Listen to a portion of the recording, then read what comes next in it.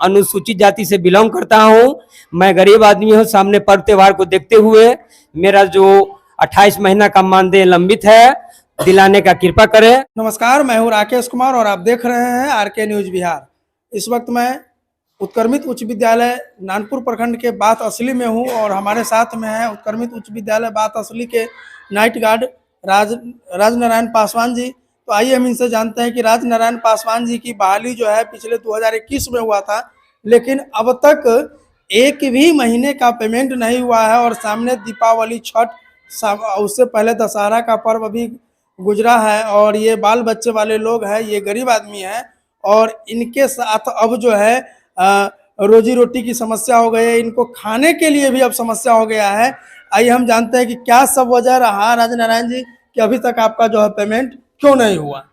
Payment नहीं होने का कारण यह है कि सर 1 अगस्त 2021 में प्रबंध समिति के द्वारा माननीय विधायक रुन्नी सैदपुर विधानसभा के उपस्थिति में हमको उत्क्रमित उच्च माध्यमिक विद्यालय में रात्रि प्रहरी के पद पर चयन किया गया और तब से मेरा मानदेय नहीं मिला। और नहीं मिलने का कारण क्या है कि जो उच्च पदाधिकारी स्तरीय है वो चयन की निंदा सोए हुए हैं। मैंने प्रधानाध्यापक से कहा कि सर मेरा मानदेय दे दीजिए, 31 मार्च 2023 तक आया हुआ है। तो इन्होंने 20 महीना का एब्सेंटी बना के दिया। उसके बाद जब मैंने एब्सेंटी बना के दिया वो मर साहब, तो हम जिला में डीपीओ कार्यालय में जमा किए तो एडवाइस बना वहां से कहा कि पेमेंट आपका चला गया। फिर मैंने प्रधानाध्यापक को आके कहा कि सर पेमेंट आ गया, हमको पेमेंट दे दिए। तो प्रधानाध्यापक के द्वारा कहा गया कि तुम बेवकूफ हो, पेमेंट नहीं आया है। फिर मैंने जाके जिला से संपर्क किया तो उन्होंने कहा कि पीएमएस का अकाउंट है, पेमेंट नहीं गया। फिर मैंने प्रधानाध्यापक से संपर्क किया तो उन्होंने आज तक विकास कोष का खाता नहीं खुलने का बहाना करके अभी तक हमको पेमेंट उनके द्वारा नहीं दिया गया। और मैंने प्रखंड शिक्षा पदाधिकारी के यहाँ गया कि सर मेरा मानदेय दिलवा दीजिए, सामने पर्व त्योहार है। तो कहा कि तुम्हारे मानदेय से संबंधित मेरा इसमें कोई एक्शन नहीं है, तुम जाके डीपीओ से समझो जिला में। मैंने डीपीओ कार्यालय में गया तो कहा कि भाई हम प्रधानाध्यापक को फोन करते हैं कि आगे खाता खुलवा लीजिए, वो मेरा फोन नहीं उठा रहा है, नहीं आ रहा है।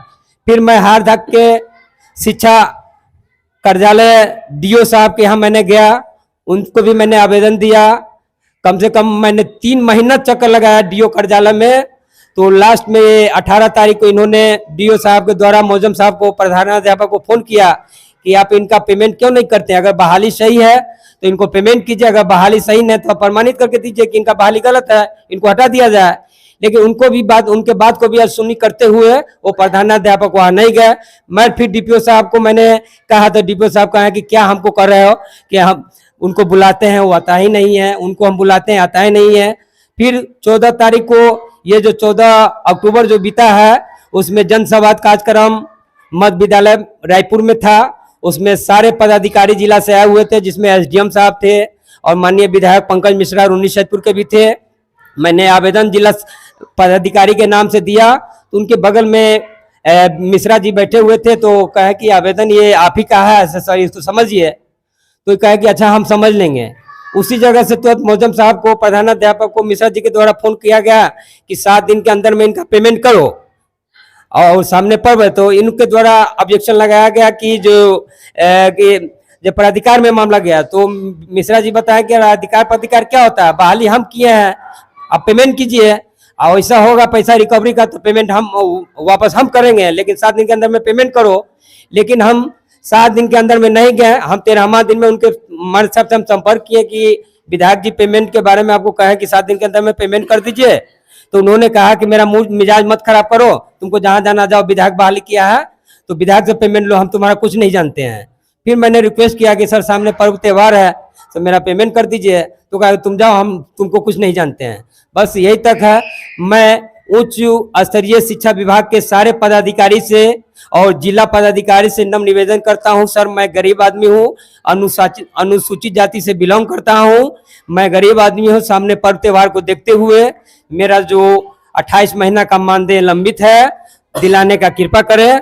मैं श्रीमान का सदा आभारी रहूंगा, नहीं तो मैं यहाँ से लेके पटना तक ईंट से ईंट बजा दूंगा और मैं छोड़ूंगा नहीं। इसलिए मैं अभी तक चुप हूं और सारे पदाधिकारी का मान सम्मान और आदर कर रहा हूं और करूंगा, लेकिन मेरा मान सम्मान दे, पेमेंट करवा दे। जय हिंद, जय भारत।